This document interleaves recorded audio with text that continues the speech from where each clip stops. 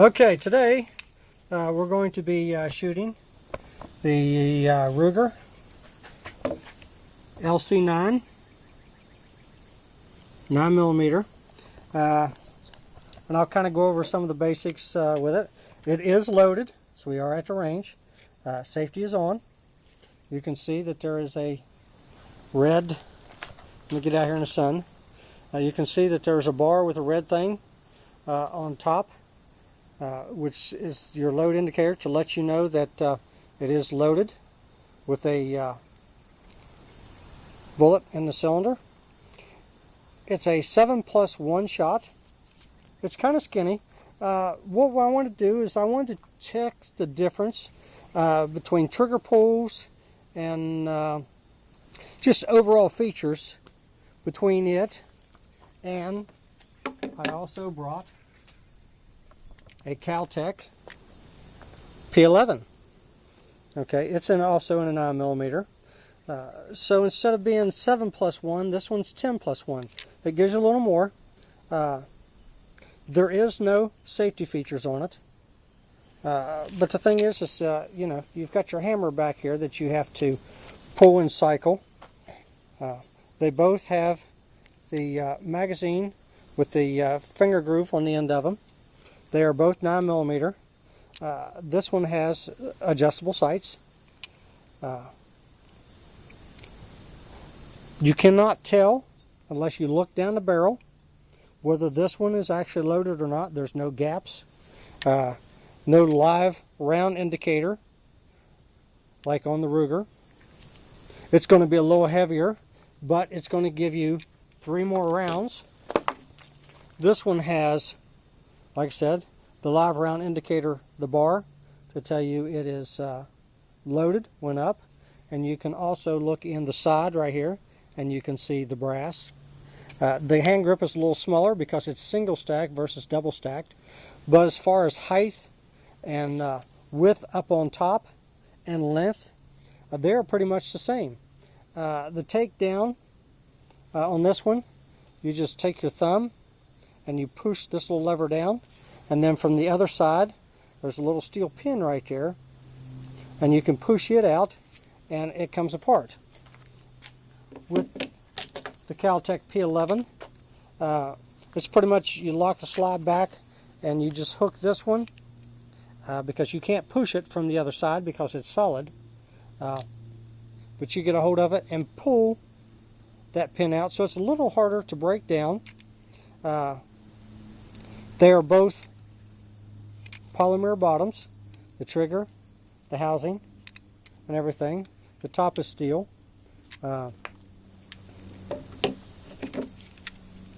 Actually, I take that back.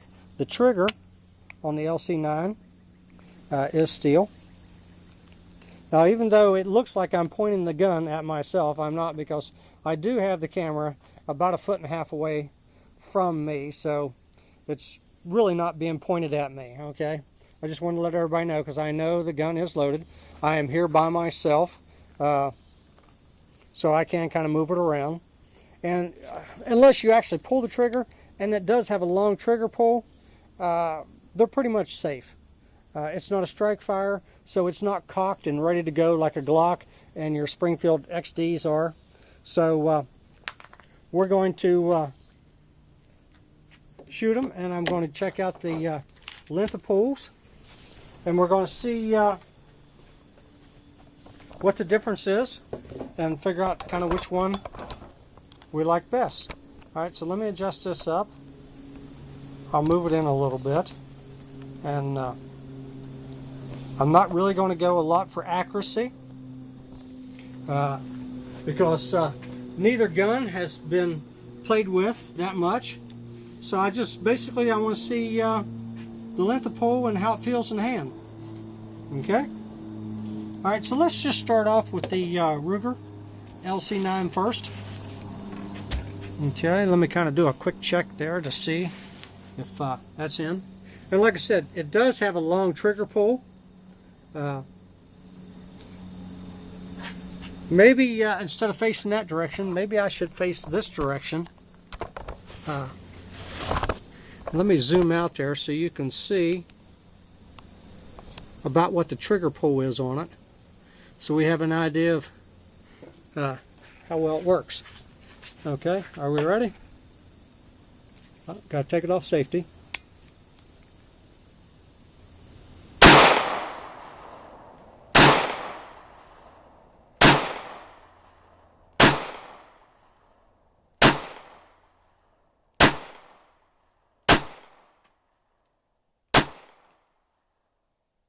Okay, so the slide does lock back. You can see it does have a fair amount of recoil to it. But as you can see, the trigger, with that one, if you hit the slide to release, it doesn't come back, but if you, it's not going to go back. Alright, so we have to take the mag out maybe to get it to do it. There we go. Alright, so anyway, it does have a fairly long length of travel before it hits the back. Alright, and if you notice back here, the gun is empty, but you can see the hammer right here. So the hammer has to go from here down and then back up to set the gun off. Alright, so now we're going to go with the KEL-TEC P11 and we're going to check it out.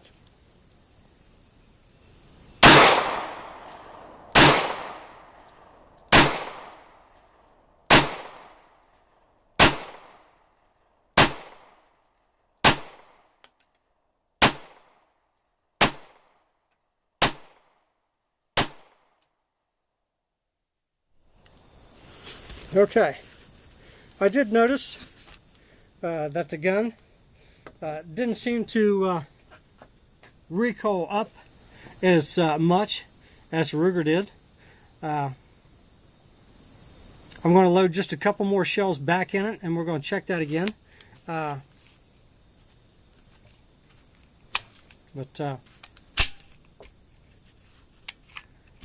length of travel seemed to be about the same. See, because it actually has the hammer in the back too.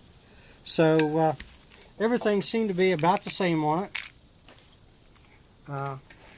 So let's just go with 2 shells, and then what we'll do is we'll switch them out both pretty fast. And I'm going to use one hand, and I'm going to use a firm grip on it, and we're going to look and see if maybe the camera can tell us which one seems to have the most recoil and jump to it. Okay, so let me set that one there. Let me put my earplugs back in, or I should say my earphones. Alright, are we ready? And then, like I said, I'm just going to swap them out really quick and we're going to see.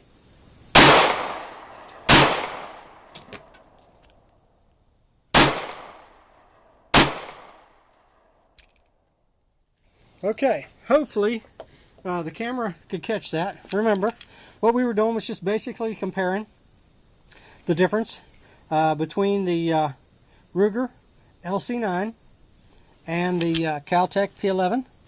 The only thing I will tell you is on both of them,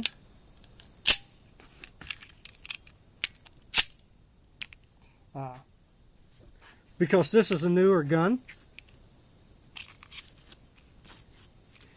when you take the magazine out, it locks the trigger. It will not function. Take the mag out, will not function. The KEL-TEC P11, it works. It works. So, if we have to, we can actually, let me put one in. And I'll be honest with you, I'm the kind of person that I do not like a gun that has that safety feature in it. I guess it would be okay, but if some reason you would, in the heat of the moment, get excited and accidentally, instead of squeezing the trigger, because your hand wraps around a little bit, and this finger here would accidentally hit the mag release and drop it out, you can't shoot. your attacker.